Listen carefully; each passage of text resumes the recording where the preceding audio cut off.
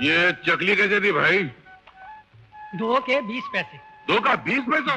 बचपने में तो 10 पैसे में 1 मिलता था, अभी 20 पैसे में 2 मिलने लगे। क्या जमाना आ गया है यार। अच्छा एक काम करो, 2 चकली दो तुम। ये लीजिए। ये केला क्या भाव दिया? 20 पैसे का 1। यार तुम बहुत सस्ता माल बेचते हो, घर में कुछ बचता होता है कि नहीं? एक काम करो, ये 2 चकली लो और 1 केला दो। ये लीजिए। मीठा घर के बाहर का है क्या? जी नहीं, वसई से मंगवाया। अच्छा। केला मुंह में जाते ही एड्रेस बता रहा है कि वसई से आया है। वसई के केले बहुत अच्छे होते हैं, तुम भी रोज खाया करो, पेट साफ रहा करेगा। चलता हूँ। अरे भाई साहब पैसे। कैसे पैसे? केला नहीं खाया क्या? तो चकली नहीं लिया क्या? तो चकली के पैसे? अरे तो चकली तो मैंने वापस कर डाली। अरे सीधा हिसाब है यार, चकली मैंने लेके लौटा दी, उसके बदले केला लिया, तो केले की कीमत चकली हुई, चकली तुम्हारे पास है, तो केले की कीमत चकली और चकली की कीमत केला, तो बीच में पैसा कहां से आया? तुम सीधे से दुकान चलाओ वरना दुनिया लूट के ले जाएगी। तुम हिसाब करो, मैं वापिस आता हूँ। चकली केला केला चकली, बीच में कुछ गड़बड़ है। अरे भाई साहब। ए भाई जल्दी करो ना, कितना टाइम लगा रहे हो यार। 10 लीटर पेट्रोल भर दो। मेरा नाम मिस्टर नहीं है सिस्टर, मेरा नाम राजा है, लेकिन हालात प्रजा से भी ज्यादा खराब। बीकॉम फर्स्ट क्लास पास हूँ, हैदराबाद का रहने वाला हूँ, शराफत तमीज और ईमानदारी का चाहने वाला हूँ, लेकिन आज तक एक भी ढंग की नौकरी नहीं मिली। इसीलिए मजबूर होकर पेट्रोल भरने का काम करता हूँ, इस पेट के जहन्नम को भरने के लिए। आपकी बड़ी मेहरबानी होगी, बड़ी कृपा होगी, बड़ी नवाजिश होगी अगर आप मुझे कहीं अच्छी सी नौकरी दिलवा दे तो। साहब स्पोर्ट्समैन भी अच्छा हूँ, क्रिकेट में फास्ट बॉलर हूँ, फुटबॉल का गोलकीपर हूँ, साथ में ड्राइविंग का लाइसेंस भी है मेरे पास। बस साहब अब मुकद्दर का लाइसेंस दिलवा दीजिए प्लीज, कहीं से काम दिलवा दीजिए साहब। तो क्या सोचा साहब मेरे बारे में? देखो भाई, मैं भी मुद्दत से तुम्हारी तरह नौकरी तलाश कर रहा हूँ। तुमने बीकॉम किया है, मैंने एमकॉम पास किया है। ये पुरानी खानदानी कार है, रोजाना इसी में बैठकर नौकरी तलाश करता फिरता रहता हूँ। मेरे पास ये सिर्फ 10 लीटर के पैसे हैं। दुआ करो, अगर मुझे नौकरी मिल गई तो तुम्हें पार्टी दूंगा, वरना इस कार को साहूकार के पास गिरवी रख के तुम्हारे पास चला आऊंगा। तुम अपने मालिक से सिफारिश करके मुझे भी यहाँ रखवा देना। यहाँ कोई जगह खाली है? अगर तुम छोड़ रहे हो तो मैं आता हूँ। अरे जाओ साहब जाओ, मैं आपसे नौकरी मांगना उल्टा मेरी नौकरी वाला के चक्कर में। वाह, 1 लीटर डालना तो बोलो पैसे कैसे आ जाते हैं? मैं काफी देर से लाइन में खड़ा हूँ और देख रहा हूँ तुम हर गाड़ी वाले से नौकरी मांगने या दिलवाने की बात कर रहे हो, फिर मुझसे क्यों नहीं करते? तुमसे क्या मांगू भाया? जिस पेड़ पर पत्ते ही ना हो उसके नीचे धूप से बचने कौन बैठेगा? क्या मतलब? मतलब ये कि जो आदमी 1 लीटर पेट्रोल खरीद रहा है वो मुझे काम के हाथ देगा। यही मार खा गए बच्चों तुम। ये दुनिया बड़ी टेढ़ी है, जो दिखती है वो है नहीं और जो नहीं है वो दिखती है। दिखावे के बक्के वाले को तुम अमीर समझ बैठे और मुझ जैसे सीधे साधे को गरीब। जानते हो मैं कौन हूँ? सेठ जमुना दास रायचूरा। कौन सा चूरा? रायचूरा। 2 बीवियां हैं मेरी, 3 बंगले हैं, 4 मिलों का मालिक हूँ, 5 कारें रखी हैं मैंने। लेकिन मैं कार सिर्फ काम के लिए इस्तेमाल करता हूँ, दिखावे के लिए नहीं। कार लेकर ऑफिस जाने में देर हो जाती है, ट्रैफिक में फंस जाती है, इसलिए मोपेड लेकर जाता हूँ। पैसे लाओ। मालूम है, कभी बस में, कभी ट्रेन में, कभी पैदल भी चला जाता हूँ मैं। असली कारोबारी और धंधे वाले आदमी इसी तरह जिंदगी गुजारते हैं।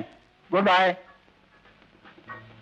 अरे सेठ चूरा जी, सेठ चूरा जी। ये है राजा, इसके बारे में कुछ कहने की जरूरत नहीं, आप खुद ही समझ जाइए।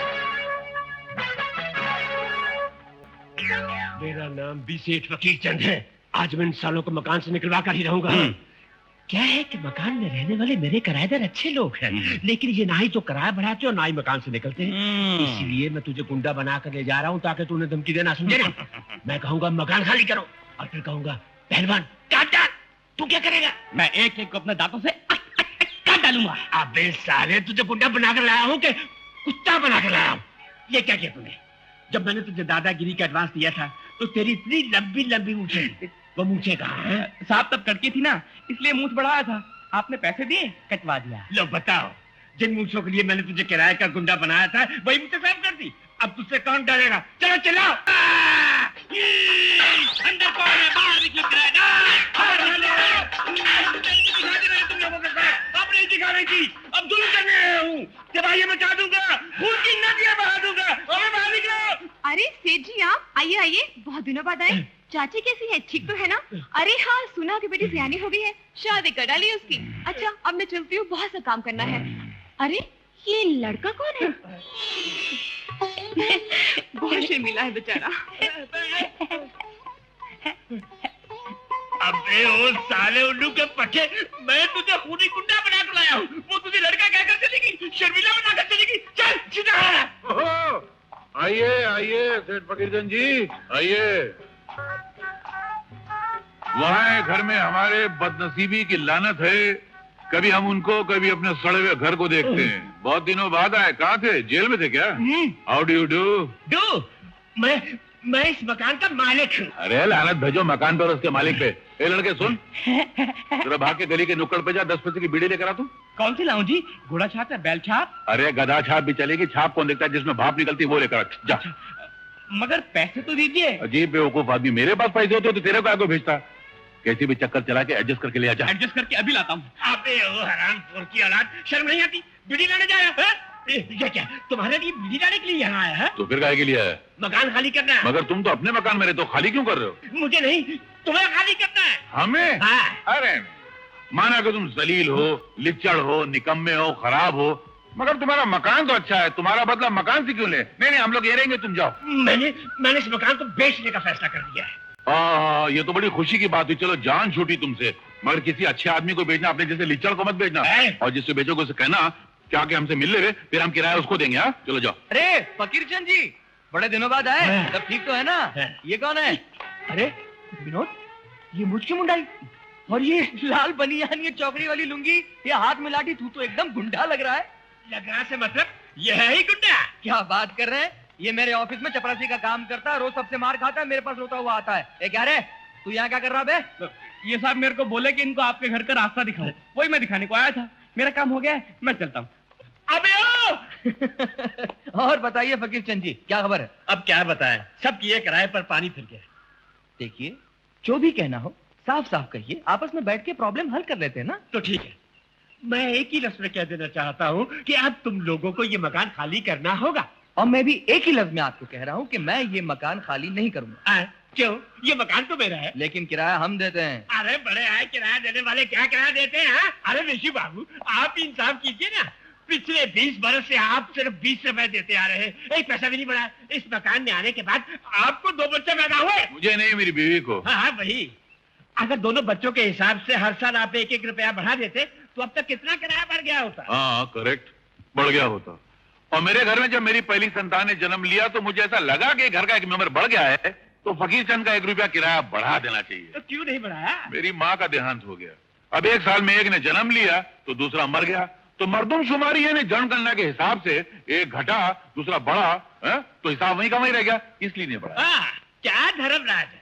उसके बाद जब तुम्हारा बेटा शामू पैदा हुआ था तो फिर क्यों नहीं बढ़ाया? उस वक्त कौन मरा था? तुम्हारा बाप मर गया था। क्या कहा? याद करो, जिस साल मेरा बेटा पैदा हुआ था उस साल तुम्हारा बाप मरा था कि नहीं? तो मैंने सोचा कि अगर मेरे घर में कोई बढ़ा तो तुम्हारे घर में घट गया, मतलब खर्चा घट गया, तो फिर किराया बढ़ाने का सवाल ही पैदा नहीं होता, इसलिए नहीं बढ़ाया। इसीलिए तुम्हें कोई नौकरी नहीं देता, हमेशा उल्टी सीधी बातें करके दूसरों का दिमाग दीमक की तरह चाट डालते हो। सेठ फकीरचंद कचरादार, अगर मुझे कोई नौकरी नहीं देता तो उसमें मेरी नहीं, उन लोगों की बदकिस्मती है। जैसे आज तुम मुझे मकान से निकाल रहे हो तो इसमें मेरी नहीं, तुम्हारी बदकिस्मती है। किसकी बदकिस्मती है? तुम्हारी बदकिस्मती है। किसकी बदकिस्मती है? तुम्हारी बदकिस्मती है। अरे मेरे भाई, मैं तुमसे आखिरी बार कहता हूँ कि भगवान के लिए मेरे ये मकान खाली कर दो। देखिए, उनमें और हम में बहुत फर्क है। वो यहाँ 20 साल से रह रहे हैं और हम 5 साल से। चाय। शुक्रिया। आपके लिए नहीं, इनके लिए। सेठ जी, जब हम नए नए आए थे तो आप हमसे 150 रुपए भाड़ा लेते थे। जब जब आपने भाड़ा बढ़ाया हम देते रहे, यहाँ तक कि अब हम आपको 350 रुपए भाड़ा देते हैं। उसके बावजूद आपने इस मकान की हालत में कोई सुधार नहीं किया। चलिए जाने दीजिए, हम उसकी भी परवाह नहीं करते। अब भी अगर आपको भाड़े में 5-10 रुपए बढ़ाने हो तो हम उसके लिए तैयार हैं, लेकिन मकान छोड़ने के लिए हरगिज तैयार नहीं। इन लोगन के हिसाब का जरा बिल तो बनाई दो। और तुझ जैसा जो भी आए उसका मुफ्त में हिसाब किताब कर दिया करूं। ये ले शारदा का बिल, ये प्रताप का बिल, जाओ घंटी बजाओ और वसूल कर लो। जी बाबूजी, जी। कौन है भाई? बिजली, तुझे कितनी बार मैंने ताकीद की है कि जब सुबह कपड़े लेने आया कर तब मेम साहब को जगाया कर, और जब शाम को कपड़े देने आया कर तब मुझे बुलाया कर। हाँ हाँ जानत है बाबूजी, जानत है। हमारी याददाश्त के धोबी खाट पर सब छपा हुआ है, मगर तुमको इसलिए बुलाया है कि आज कोई ऐसन वैसन सुबह नहीं, आज तो 2 तारीख है, 2 बिल चुकाने का दिन। अरे हाँ हाँ, अच्छी तरह याद है, 2 तारीख की तरह बिल चुकाना, लेकिन ये सारे के सारे बिल तुम मेरे हाथ में क्यों थमारी है? तुझे मैंने कितनी बार कहा है कि मैं सिर्फ अपना बिल दूंगा, बाकी के बिल तो मेरे साथ से लिया कर। अरे ठीक है, इमा भट्टी के कोयले की तरह लाल होने की क्या जरूरत है? तुम अपना बिल चुकाई क्यों? उनका बिल हम नहीं लेंगे। बीबी जी बिल क्या है? आप अपने बिल में झांकिए। हाँ झांकता हूँ। ये बिजली तुम्हारे पैसे। अच्छा बाबूजी, ये बिल ये मेरा नहीं है। है? अरे बिजली, मेरा बिल इतना कैसे बढ़ गया? हाँ, क्या कल सुबह आकर ले जाना? अरे बीबी जी, ये बिल ये मेरा नहीं है। अरे बीबी जी, है? ई लो, कपड़ा ई के घर का धुला था और बिल